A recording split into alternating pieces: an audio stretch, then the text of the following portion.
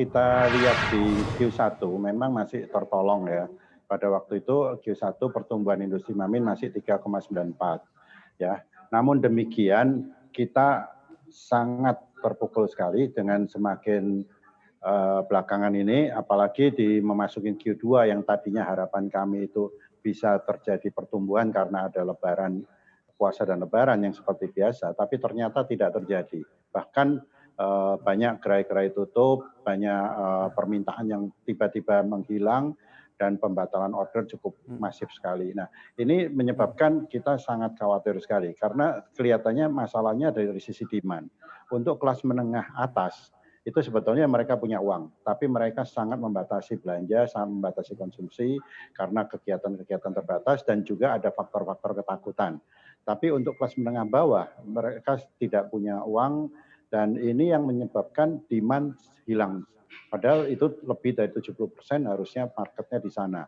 Nah, ini yang terjadi sekarang seperti itu. Nah, kita merasakan banyak industri anggota kami yang sudah mengurangi produksi, terpaksa dan sebagian memang sudah ada yang tutup mengurangi karyawan dan lain sebagainya.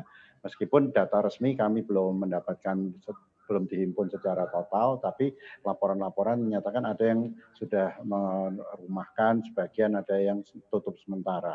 Nah, ini yang saya lihat faktor demand yang paling utama, bukan dari sisi supply.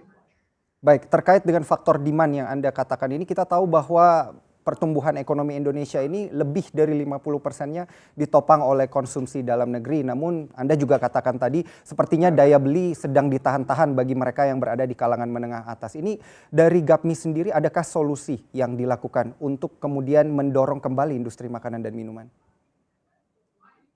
Ya, tentunya kalau dari sisi supply kami terus berupaya bagaimana kita mencari inovasi-inovasi produk baru, bagaimana inovasi kita untuk mengurangi biaya-biaya. Nah, tapi saya rasa dari sisi supply saya tidak khawatir karena sangat terjaga sekali. Memang kalau kita lihat PMI indeks kita di bulan Juni itu membaik. Jadi puncak terjelek itu di Mei dan indeks PMI kita sudah mulai meningkat di atas 30-an% di bulan Juni, yang biasanya normal itu harusnya di atas 50%. Nah, ini yang terjadi. Nah, oleh sebab itu kita selalu berupaya, kita berdiskusi dengan pemerintah bagaimana demand ini harus di-create di masyarakat. Nah, kami sangat berharap pemerintah bisa segera mempercepat dana APBN ini untuk meng-create demand bagi kelas menengah bawah ini. Karena laporan-laporan banyak menyatakan banyak masyarakat yang kehilangan pendapatan dan juga banyak yang terjadi hilang pekerjaan dan lain sebagainya. Ini yang menyebabkan.